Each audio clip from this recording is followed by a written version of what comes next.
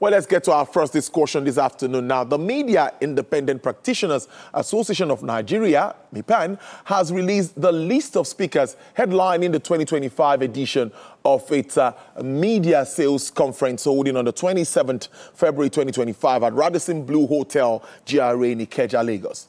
The program themes the Great Convergence, bridging content, media, and audience experience, will have a group of highly talented and experienced professionals from top businesses and media organizations who are bringing their unique insights and real-world expertise to the event. The event, hosted by Mr. Dozie Okafor, MD, PhD Media, and President of MIPAN, will have speakers including Funke Akindele, CEO, Fan TV, Chinedu Ugu, MD, Stabilit Host, Media Group, Yinka Adebayo, yes, Group Executive Director, Omnicom Media Group West and Central Africa, amongst others. A lot of names, big names in the world, in the media world. MIPAN was established with a vision to enhance the media advertising sector in Nigeria and has consistently worked to elevate industry standards, encourage merit-based reward system, and foster the overall advancement of the advertising landscape in Nigeria. I have with me live in the studio Mr. Dozie Okafor. He is the President, Media Independent Practitioners Association of Nigeria, MIPAN. Thank you so much. It's good to have you in. It's a pleasure. Thank you for having me. I think we should go straight to the theme of this year's conference. Interesting stuff. The Great Convergence, bridging content, media, and audience experience. Why? What inspired this? We believe that the gap and the divide that lies between content, the media platforms, and the audiences are being blurred. And this convergence needs to be addressed. We think that we can bring stakeholders together to really address the digital transformation happening within our industry and arm them with the tips and strategies they need to drive business growth and build their brands. Interesting, but how will you now look at the relationship between content, media, and audiences? How has it evolved in recent years? We've kind of moved away from traditional media consumption, where it was largely appointment viewing and the traditional way. But now we see a lot more of digital integration, and the audience now has a lot of control, be it in terms of how they consume through on-demand, be it in terms of co-creating content alongside media owners, but also in terms of the short attention span that audiences seem to have now. So we really need to address all these things and bring together convergence where everyone can collaborate and develop better content to the advantages of brands as well. That sounds really good. Now, let's look at some key challenges media professionals and brands face, of course, in the emerging, today's fragmented audiences. What are those challenges? Can we identify some of them? There are a couple of them, but I think the biggest ones are the audience is fragmented. So you've got a lot more content out there. There's an endless stream of content on social media, for instance. There is also the challenge of people looking for things on their own terms. So the audience isn't waiting for the content to be fed to them. They can go to podcasts or anywhere to get those content. But I think it's also the concern around the relevance of this content to the audiences of today. And these are some of the challenges that we need to address. It's really getting more interesting. But can you share insights on how brands can, of course, leverage content to achieve their marketing communications objectives? I think the first thing would be relevance, right? If you look at social platforms, for instance, I mean, what really drives it is the content relevant to the consumer? And that is aided by the second thing, which is data analytics. So there's clearly an algorithm working behind the scene that helps to identify things that you are interested in or things that you've engaged with and constantly serve you an endless stream of that. There are learnings that traditional media can take from that.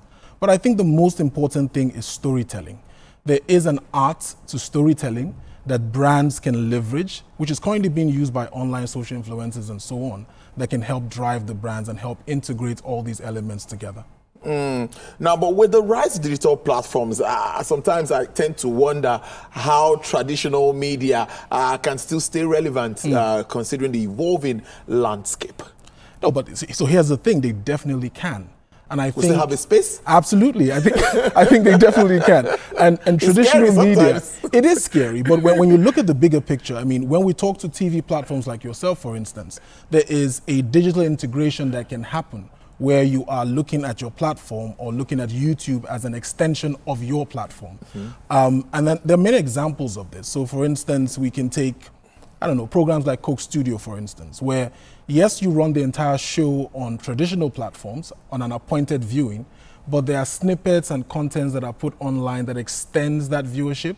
And it's understanding how to record and edit it in such a way that it is tailored for TikTok or Instagram or whatever social platform you want to use, and also use that to drive a lot more consumer engagement. And I think that's what the consumer is looking for. They want to be part of the co-creation process. They want to engage more. They want to be able to share the news or the whatever they find interesting on the fly, and how traditional media outlets like yourself can help to drive that. And by the way, I'm seeing what TVC does online as well, and it's fantastic stuff. But how they help to drive that engagement is really what matters. We have a lot of work to do, really, with the traditional media. A whole lot. So what role does strategic media collaboration play, of course, in improving customer satisfaction and, of course, profitability? Look, I think traditional media right now, as far as Nigeria is concerned, still remains the base on which all advertising is built. And what we're trying to do, particularly with this conference, is help to educate our stakeholders on how they can integrate these digital things in terms of the data analytics, in terms of using AI to amplify how they create things and how to drive more relevance. But more importantly, brands can also improve the content out there, create a kind of discipline in terms of what to create, how to dress, how to speak, how to promote better culture. Because people want things that are not only relevant to them, but also localized. And I think brands, big brands in particular, bring that much needed investment in one space, but also helps to tailor the entire ecosystem. Now, let's look at the impact now of emerging trends and technologies have on the outdoor home, out-of-home advertising and, of course, audience engagement. What really will you say this emerging trends and technologies that we've talked about, what does it have on the OOH advertising and audience engagement? Okay, that's a good question, because when we talk about digital evolution, people tend to think how TV and radio are affected, but outdoor hasn't been spared either. Yeah. So in the out-of-home space, there is a clear shift to digital billboards, but within those digital billboards, there is a shift to programmatic form of advertising. So now, even in Lagos, you can programmatically serve some of your ads based on time of day, based on weather, based on temperature, based on highest footfall traffic. All these things are becoming available. And they are able to track footfall, and we can use that data analytics to drive better campaign executions. That sounds really good, because we see all of this outdoor thing, and it's really catching attention. I must say that. But how do shifts in audience behavior affect content making in Nigeria, and how can brands key into this? So these shifts are, first of all, being affected by how you create those contents, the length, the quality, the format. There is a reduction in attention span. So for instance, while people were more than ready to sit and watch a program for an hour or so, now they prefer snackable content. So in my past life as a media manager at Coca-Cola, one of the things we experienced while I was working on Coke Studio Africa was that more than 50% of the people that watched my show were watching it on YouTube. But they were not watching the entire show. They were watching clips, 3 minutes, 4 minutes, and we drove more visibility there. Than the entire program. So what we did instead was take that show, cut it into bits and pieces, and use a programmatic way to serve it to audiences online. They still watch the entire show, but in bits and pieces. And we serve you clip 1, then clip 2, then clip 3, and over a 1-week period, you've seen the entire show. So it's about understanding the dynamics on social and how people now prefer to consume media. An easy one as well would be recording in, portrait as against landscape, for instance, because that's the mobile-first type of way to view. So there's a lot of tips and tricks and strategies and tactics that we could adapt to make sure that we're taking advantage of this whole shift in media consumption. Now, what should media professionals and, of course, content creators keep in mind now when designing content that truly resonates with the audience? I think there has to be, first of all, a lot more trust in the audience and influencers and content creation, because they seem to have a very good understanding of their audiences, because they do a lot more iterations. So while you might have 3 or 4 episodes of your program, they've done 50 posts. So they're able to learn on the fly. And what we're doing from a media standpoint is that we're also taking learnings from them, but at the same time, polishing and making the content a lot more professional. I think there's also a lot that can be done in ensuring there's a digital integration in everything we do. So while you're working on TV, you're thinking about, so what's the audience engagement leg to this? What's the feedback loop to this? How do I continue to get constant feedback around what people like, what they don't like, and how do I get the audiences involved in what I'm doing? And how do I ensure there's a storytelling pattern to everything that I do on media? Because that's kind of the trend of what people want to see. I'm taking you back again to the conference. What more do you want Nigerians to know about this upcoming conference, and what should they expect before we talk about the networking thing? But generally, well, because the list of speakers, I must tell you, highly commendable. I looked at that list. I had to edit it because I know most of these names. So what more should Nigerians expect from this discussion?